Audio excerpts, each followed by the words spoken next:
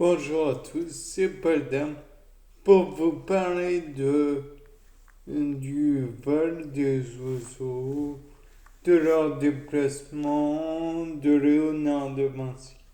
Enfin bref, un micmac assez complet. Donc si vous entendez des bruits bizarres comme des bruits de choc, c'est des personnes qui se sont écrasées sur le sol, ou des oiseaux du moins. Enfin, je ne sais pas, en tout cas, ça s'écrase et puis voilà. Enfin bref, tiens, bah encore. Euh, Toujours est-il que c'est pas non fait si vous entendez ces bruits. Bien, commençons donc. Les oiseaux. Donc les oiseaux, c'est assez compliqué de les ranger dans l'arbre phylogénétique, puisque si je vous explique totalement de quoi il s'agit, tiens, encore, eh bien vous allez me dire, mais c'est faux. Et donc, moi, je vais vous dire que les oiseaux, en fait, c'est des reptiles. Et oui, de prime abord, on peut se dire, qu'est-ce que c'est que cette histoire? On m'a toujours dit que les oiseaux, c'était des piafs qui volent. Or, il n'y a pas de dinosaures volants, certes, mais il faut se dire que il y a quelque temps, quand les dinosaures ont été, comment dire, sur le déclin, il y avait deux types de familles que l'on peut considérer, à savoir les ornithischiens et les théropodes. Dans les théropodes, il y a qui sont en fait les parents des oiseaux actuels, enfin des lointains parents. On peut dire qu'ils se déplaçaient sur deux pattes, comme nos actuels oiseaux. Certes, certains, comme le tyrannosaure, avaient des pattes atrophiées, mais quand on y réfléchit, le pigeon ou le poulet ou à peu près tout, en fait, ont des pattes atrophiées sur l'avant. Néanmoins, il a des pattes très musclées à l'arrière. Par la suite, on peut dire que il a été face à une...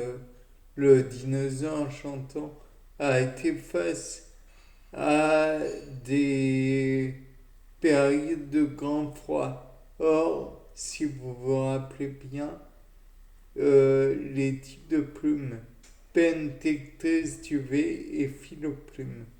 Or, le duvet et la philoplume sont des plumes qui, comment dire, sont surtout utiles non pas pour le vol, mais essentiellement pour l'isolation du corps de l'oiseau, entre guillemets, encore une fois. Parce que, soyons clairs, l'idée du reptile qui a l'air d'un gros lézard, dinosaure qui a l'air d'un gros lézard, pour les scientifiques, ça n'a pas vraiment de sens.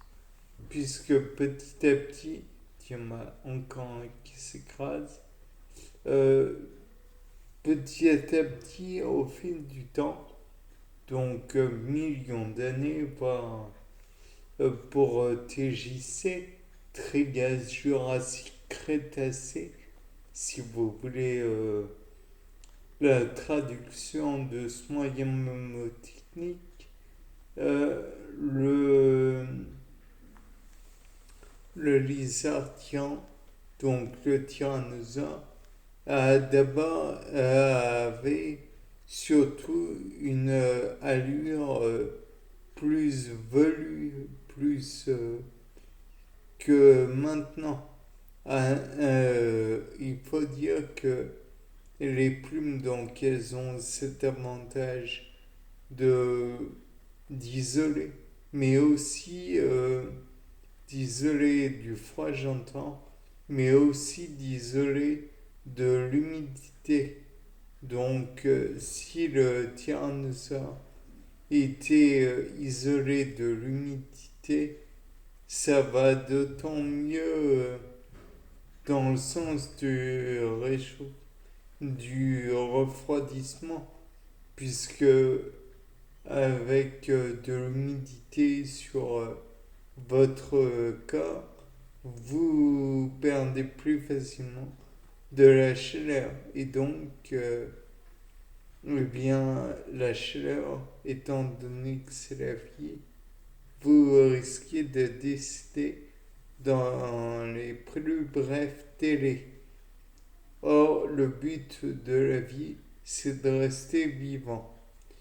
Donc, d'où l'utilité des peines et des détectrices qui protégeraient éventuellement le corps de l'animal. Naturellement, je ne suis pas archéologue ni paléontologue, donc ceci est à prendre avec des pincettes pour le type de plume. De plus, il faut dire que même si au début des années 90, on ne voyait pas encore les plumes, c'est parce qu'on avait l'habitude de casser les fossiles à la base de l'os.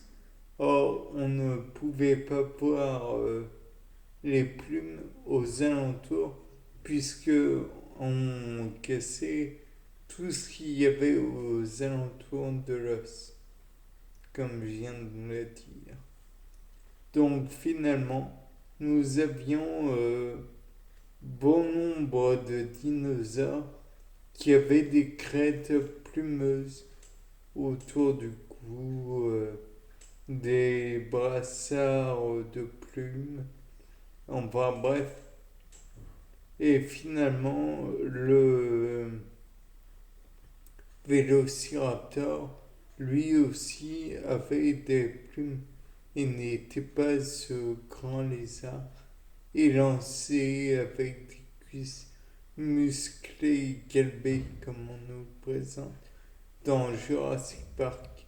Ça, Jurassic Park, mis à part que ça a été un, une innovation, un ensemble de techniques géniales pour la cinématographie au niveau paléontologique, vous abandonnez, vous prenez votre cerveau et vous le posez à côté de vous, car il n'y a rien à garder, ou très peu de choses en tout cas. Ensuite, donc, nous venons de voir les plumes et donc les muscles qui sont importants aussi. Il y a eu un gros développement, il y a un, deux, trois. Il y a un gros développement des muscles des jambes, naturellement, comme je vous l'ai dit.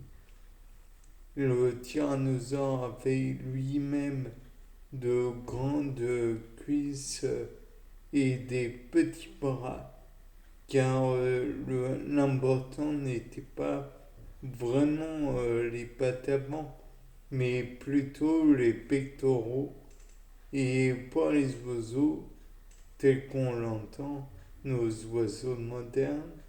Les pectoraux servent donc à la fois pour le vol, car battre des ailes comme ils le font, c'est tout bonnement quelque chose d'incroyable.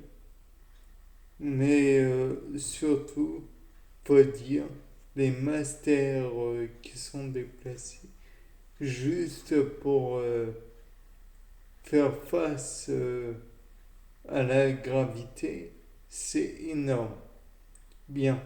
De plus, nous voyons que les idées comme quoi donc la propulsion pour, pour quitter le sol, c'est une chose que Léonard de Vinci, dans ses machines volantes, ne sont pas possibles, quoi.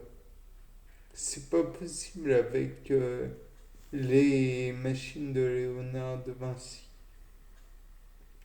Les oiseaux ont les os creux en plus, ce qui allège la structure de l'oiseau, contrairement aux machines de Léonard de Vinci qui sont faites avec des poutres de bois.